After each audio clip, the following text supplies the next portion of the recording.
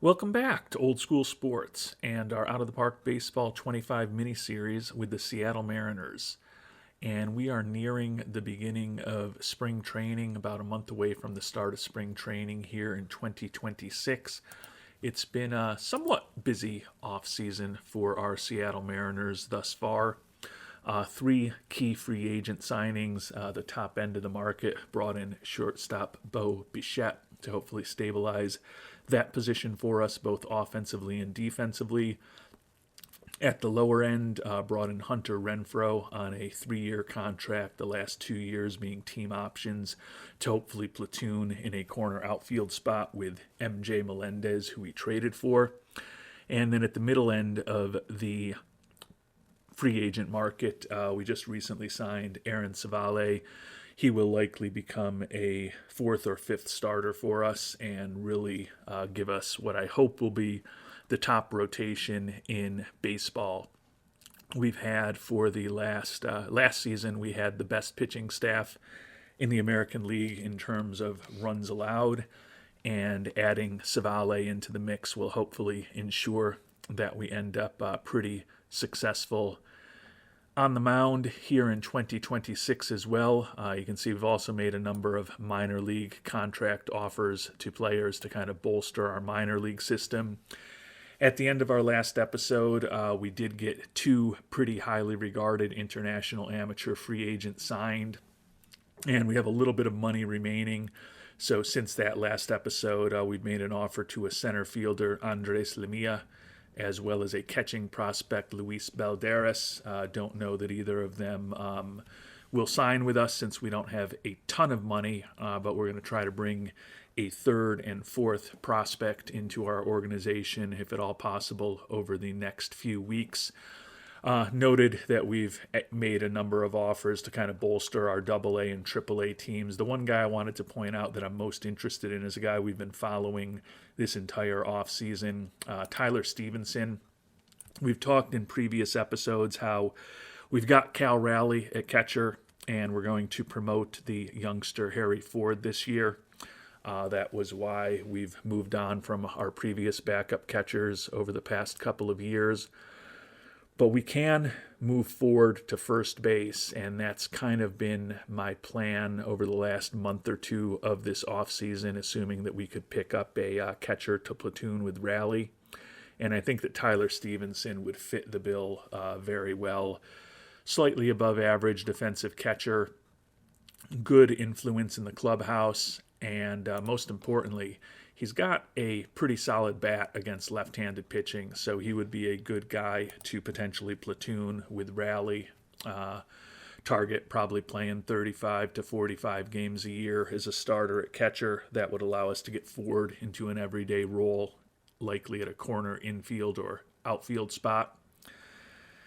And Ford certainly could fill in at catcher if Raleigh or Stevenson gets banged up, since we're conceivably moving on possibly from Cal Raleigh after this year, as it's going to be his final year of arbitration eligibility, and his number is going to be getting pretty high.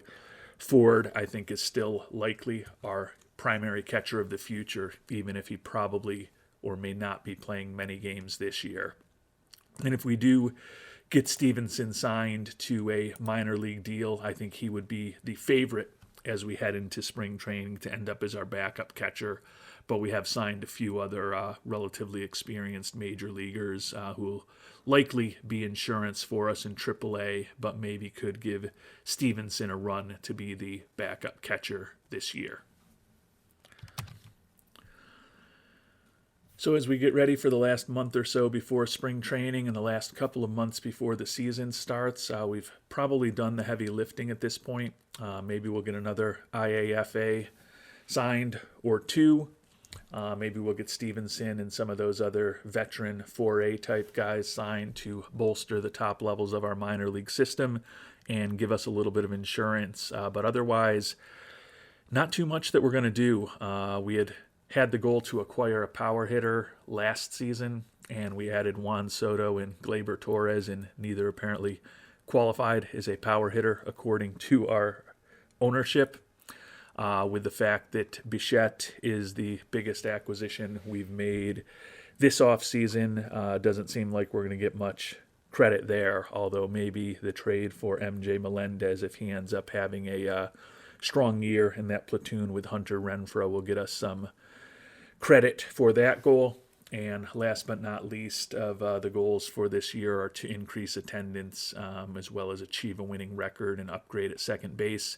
After going 81-81 a year ago with the team that we've put together over these last couple off seasons, certainly expect not just a winning record, but a return to the postseason for the Seattle Mariners here in 2026. And we did end up getting another minor league or international amateur free agent signed. Andres Lemilla, the center fielder, came back to us looking for more money, and we had our offer still outstanding to Balderas. And we did end up getting him signed. Not necessarily a huge prospect, but he is a durable catcher who looks competent defensively and has the ability to hit a few balls out of the park and draw some walks if he completely develops. So for $200,000, he's certainly not as high-end a prospect as the first two that we signed in the IAFA period, but still gives us a little more depth in our future minor league system, and you never know. Maybe if everything goes well, he could be a useful catcher for the Mariners organization 6, 7, 8 years from now.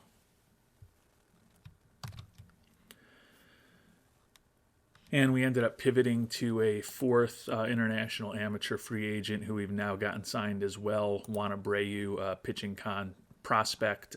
Don't necessarily view him as an extremely high-end prospect, but still looks like he could be an interesting left-handed arm. We spent the last $230,000 we had. So to get two potential superior prospects and then two other guys who in a perfect world look like they could be contributors out of the IAFA period is a pretty positive result. Negative results is that we had some poor performances with the last two short-term development lab programs that we tried. Bo Bichette, we knew it was a low probability event to improve his defense at shortstop over the last 4 or 5 weeks, and it did not work out there. Unfortunately, Cole Young, who should be our starting second baseman likely this year, had successful programs in the first two programs he did this offseason, but unfortunately the third one, very poor training session on base running fundamentals, and it sounds like he may now be more prone to injury. So the downside of these programs is when they don't go well. Fortunately, that hasn't occurred too often during this playthrough, but we'll have to keep an eye on Young. Still looks like a pretty solid base runner, as the scout noted for us. His injury proneness still normal, but I'm guessing that it's a few levels below what it used to be, unfortunately. And as we sit here now on Sunday, February 8th, still have the 6 long-term programs still going, and I guess we can try another program or two with some of these other players in these last 2 spots. We can try some of these easier programs that can finish up before the end of spring training, so that'll give us a 4th round. So I'm going to give some thought to those programs and see if maybe we can make a few more improvements with the 6 big-time, long 3-4 month kind of programs that we started with. Looks like outside of Cam Caminiti, the youngster, everyone else looks on track at this point. So we may get some good results from that longer program with some of the important players on our major league team. Really hoping that the improved control for Gregory Santos works out, although he hasn't been impressive over the past year with his 4.85 ERA and his 88 ERA plus. That 371 BABIP is probably extraordinarily high, and his Sierra and his FIP minus both indicate that he's probably more effective than that. He's a guy who, if he does get a nice bump in his control, might look upgrading to our stopper this year, since that's a position we've kind of wanted to put somebody in for the last couple of seasons, but have never really had someone that we felt that well about. But if Santos comes out of this is a better pitcher than we thought he was heading in, we will probably give him the first crack at being our stopper in 2026 if we decide we're going to use someone in that role. And we're getting pretty close to the start of spring training, and no shock with the longer-term development lab programs that we did. 5 out of 6 were successful as expected. No success for the youngster Cam Caminiti, but Andres Munoz has improved his control, which should be a positive for our closer. Can't really necessarily see it in the ratings here, but I'm guessing he may have went from a 49 to a 51 or something along those lines if we were to have a more nuanced view here. Similarly, Gregory Santos also improved his pitch control. Again, I don't think we really see it in the scouting report, although he has made some progress. Actually, he hasn't made progress since last November. Well, he's made progress since early November in his control, but he has not made progress since late November in his control. But you can see his movement dropped, unfortunately, although his it says his movement rating drops, but we never actually saw it at a 60 in any interim period. George Kirby, secondary pitch improvement. J-Rod, plate discipline better. And Harry Ford, gap power improved. So some success overall in 5 out of the 6 more significant programs. Still waiting to find out what's going to happen with the 4th round of the shorter programs that we put Cole Young and Bo Bichette through here. And there's still time to do some of these easier programs with some of these people. So we're going to do everything we can with these 6 development lab spots over these last few weeks before spring training finishes up to hopefully optimize as much as possible the development of some of the key players on our team, even if it's just these shorter, smaller programs at this point. And we've made it now to the start of spring training. We've got over 50 players in camp. I don't think we've got a ton of tough decisions to make. Certainly backup catcher, I think, is one where we've got a lot of interesting players available. And the kind of final spot as a utility infielder, final spot as a utility outfielder can always be interesting decisions for us.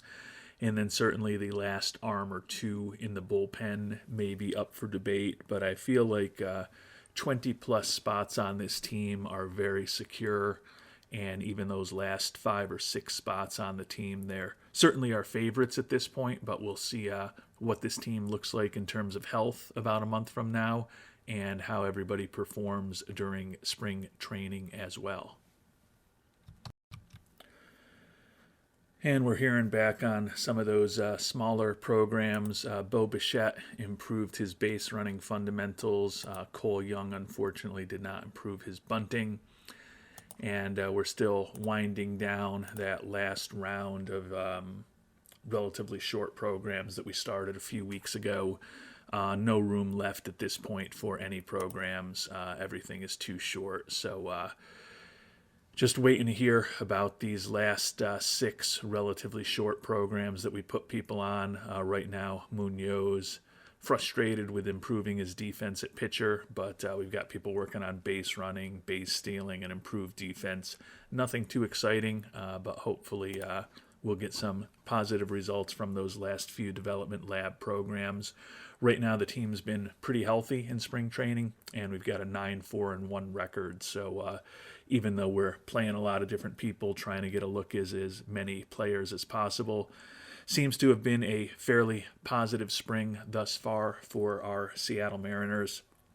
You can see at this point we've got 3 top 15 prospects in baseball, and our minor league system is ranking first overall, really driven by those 3 top 15 prospects because other than that, we only have 2 other prospects in the top 200. So a very top-heavy farm system with the Cole Young and Harry Ford, who are both players that we inherited, as well as Jesus Ayala, who we picked up in the IAFA pool about 14 months ago. And as we head into the final days of spring training, got some good results and one outstanding result from those last 6 programs. Kirby and Santos and Munoz all improved their defense as pitchers. J-Rod successful and Harry Ford successful in improving their base running. And Juan Soto was outstanding in terms of improving his base stealing technique. Probably not a lever that will be pressing all that often, but he did improve his sliding technique. And you can see his stealing ability is actually pretty impressive right now. Still not incredible speed, but may give him an opportunity from time to time be a little more active on the base paths than he has been in the past. And we've made it through spring training pretty healthy, all things considered. So to get ready for opening day, we're going to need to cut the roster down pretty significantly. We've still got over 50 players who are in our camp, but we're going to need to cut it down to 26 before we head north to begin opening day against Cleveland. And we've made our final cuts to get our roster down to 26 players. We're middle of the pack in terms of budget, a little better than that in terms of player payroll. That said, with the moves we made, we were still able to boost our scouting and player development a little bit higher than they were before. $15.5 million scouting, $26.5 million player development. Certainly not perfect and not even quite where they were a year ago, but as a team that's in win now mode, I want to ensure that we do have some money available to hopefully pick up some help if we need it.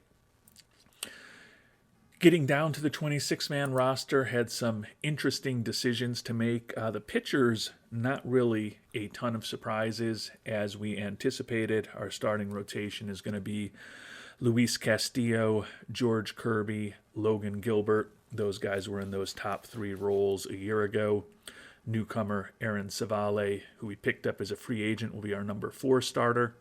And then Lance McCullers Jr. in the final year of that contract that we had Houston retain a good chunk of will be our number 5 starter.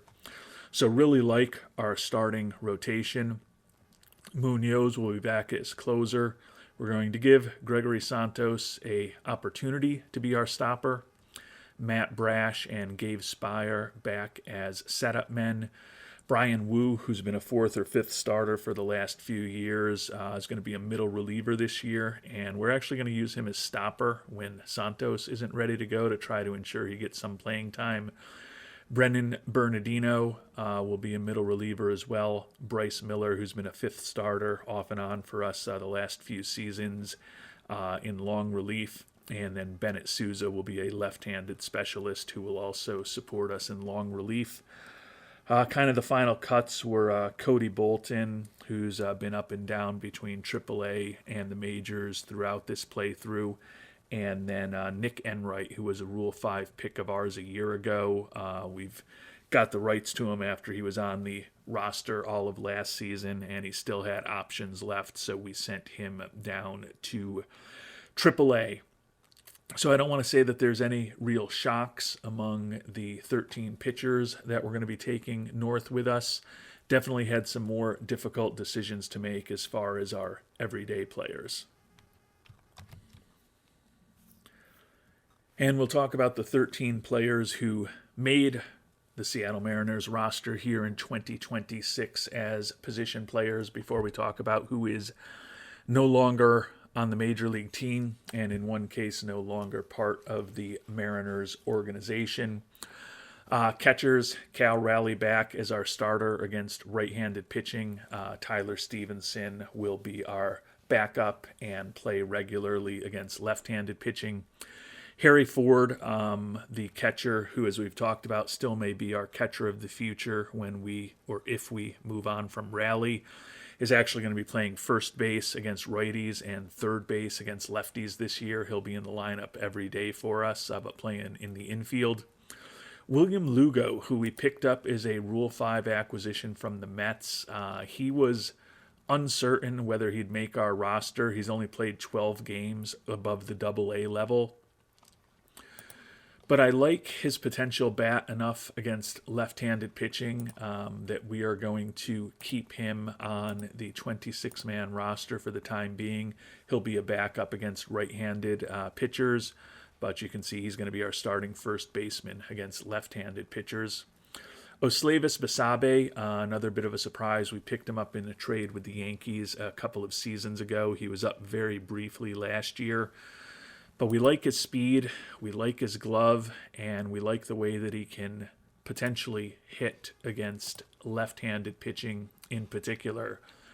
So he's going to be our starting second baseman against left-handed pitching, and he's going to be platooning there with the youngster Cole Young, one of the top prospects in our organization, who will be the leadoff hitter and playing second base against right-handed pitching.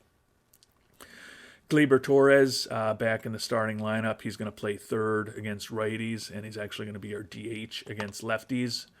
Bo Bichette, after we made him the big free agent acquisition this year, is our starting shortstop, batting second against righties, leading off against lefties. Then to the outfield, Josh Lowe, who we brought on to give us a more competent backup center fielder behind Julio Rodriguez, who we also felt would hopefully have a respectable bat, is going to be in the starting lineup in left field against right-handed pitching to start the season, giving us another left-handed bat in the lineup. Hunter Renfroe, signed him as a free agent. He's going to play left field against left-handed pitching. Juan Soto, of course, is going to be in the lineup every day. He's going to be our number 3 hitter, DH against righties, and he's going to play right field against lefties. J-Rod, cleanup hitter, center fielder against both lefties and righties, no surprise. And then MJ Melendez will be our right fielder against right-handed pitching. So all 13 of the players on the team are going to be in the starting lineup either every day or in a platoon situation against either righties or lefties. And that was ultimately a big driver of how we made the decisions to get down to 13 players. Wanted players who we felt were the best at starting, even if it's only 30, 35, 40 games a year against left-handed pitching. And what that meant was that Nick Allen, who's been a very useful utility infielder for us over the last couple of years and has often been in our starting lineup against left-handed pitching, playing a middle infield position, is going to be starting the year in AAA. He had options left, and with us wanting to get a look in the majors at both Lugo and Basabe, the fact that Allen had options worked against him. And then we also had to trade away another middle infielder with the name of Nick. Nick Gordon, the veteran second baseman, was in the starting lineup for us against right fielders primarily. Started 97 games last year, but was a below-average offensive player. Like his personality traits, he can play a lot of positions at a competent level.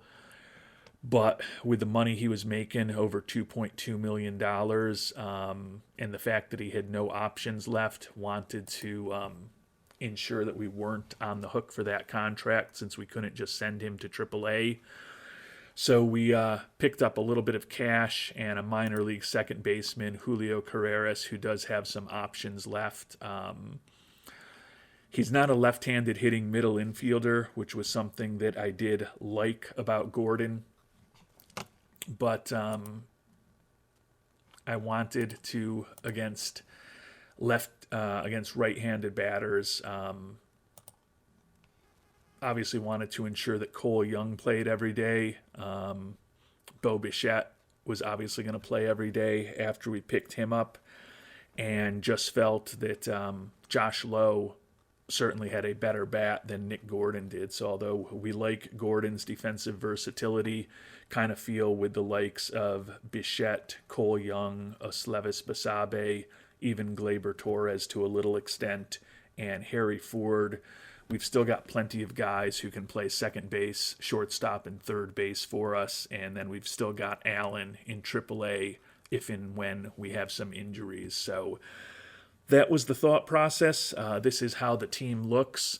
Player development, you can see our 2 recent Rule 5 acquisitions are now listed among our prospects. Frank Cuellar, the number 23 prospect in baseball, the right fielder who we think could be a potentially devastating offensive force. And then Luis Contreras, the third baseman who cost us a lot less. Don't know exactly where he's going to end up playing, but another guy, we like his bat, we like his speed, we like his personality. So that gives us at this point, including Young, Ford, and Ayala, 5 of the top 40 prospects in baseball. So not surprisingly, we are ranked as the number 1 minor league system in baseball here as the 2026 season approaches. Taking a look at the preseason predictions, and our Mariners are expected to have a big bounce back season compared to a year ago. 99 wins in this simulation, behind only the Orioles in the American League, and tied with the Braves in the National League for the second best record in baseball. Taking a look at the top hitter expectations, J-Rod expected to have another really big year for us. Pitching-wise, Castillo expected to have a good year for us as well.